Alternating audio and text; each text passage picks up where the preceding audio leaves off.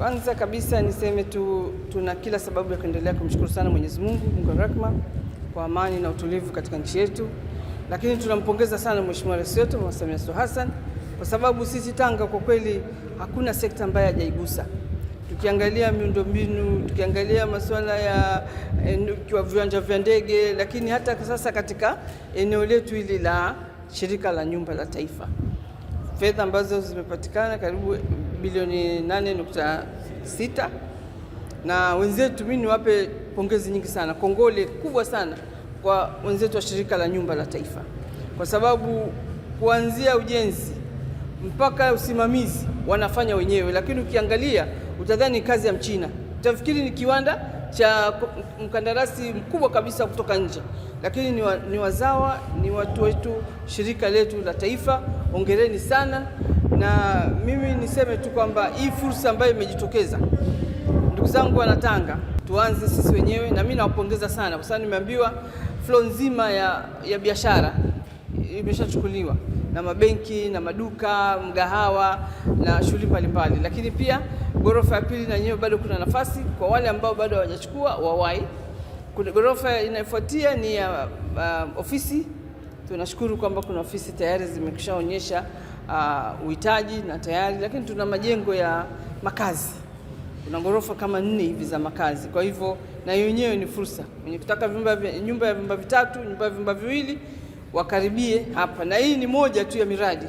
Baada ya kumaliza hapa, tutakuwa na miradi kama hii ya makazi ya biashara ambayo shirika letu la nyumba litaweza kujenga wenyewe, lakini pia kwa ubia. Kwa hivyo wale ambao wana fedha za mitaji waweze kuja wazungumze na meneja wetu wa shirika la nyumba wa mkoa.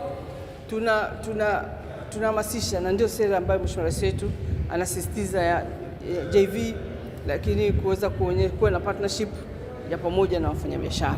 Kwa hivyo nimekuja na kamati ya usalama ya mkoa kukagua, kwa sababu kila hatua hatuwezi kusubiri jengo limekamilika alafu baadaye tunakagua, tunakuta labda kuna dosari za masuala ya kiusalama. Na sasa hivi katika majengo kama haya ni mambo mengi yanatakiwa zingatiwe katika wakati huu.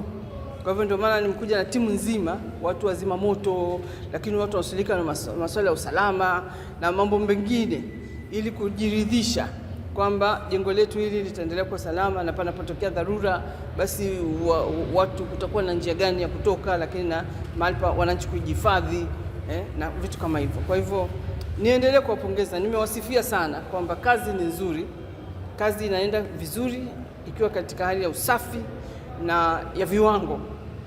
Huoni takataka mara huku umejaa simenti imekaukia nini, yaani kazi ni ya viwango vya juu sana. Jengo hili la Mkwakwani Plaza ni jengo la makazi na biashara, ambapo katika biashara tutakuwa na maeneo ya maduka pamoja na maofisi, na eneo la maduka pamoja na ofisi tutakuwa tunapangisha, na eneo la makazi, nyumba ambazo ni residential, tutakuwa tunauza. Kwa zipo nyumba za vyumba viwili na nyumba za vyumba vitatu. Nyumba za vyumba viwili tunauza shilingi milioni 178, na nyumba za vyumba vitatu tunauza milioni 240. Bei zote hizo ni pamoja na VAT. Kwa hiyo tunawakaribisha wananchi wajitokeze kuja kununua. Tunawashukuru wale ambao tayari wameshajitokeza na wengine waje ili tuweze kumiliki nyumba pamoja. Na jengo kwa ujumla linaweza likawa limeshajaa kwa asilimia kama 70 hivi, kwa maana ya eneo la upangishaji, kwa maana maduka pamoja na maofisi. Kwa hiyo maeneo machache yaliyobaki tunawakaribisha wananchi wajitokeze, wana wenyewe waje wapate sehemu nzuri zilizo bora za kuweza kufanya shughuli zao za kiofisi na biashara. Jengo hili lilianza mwaka 2025 mwezi wa 6. Kutokana na mkataba jinsi ulivyo, inatakiwa tumalize mwaka 2027 mwezi wa 6. Lakini kutokana na uhitaji tulionao, tuna plani tumalize mwezi wa 8 mwaka 2026. Kwa kweli kwa jengo jinsi lilivyo, achana na watu kuja kupangisha, lakini pia wafanyakazi ambao tulionao hapa tumetengeneza almost kama ajira 189 mpaka sasa hivi. Tunashukuru watu wa Tanga wamejitokeza sehemu kubwa sana kuja kutusapoti na kufanya kazi na sisi, na watu wanao supply material wamekuja kusupply kwa sehemu kubwa sana kwa bei rahisi ambayo ni ya chini.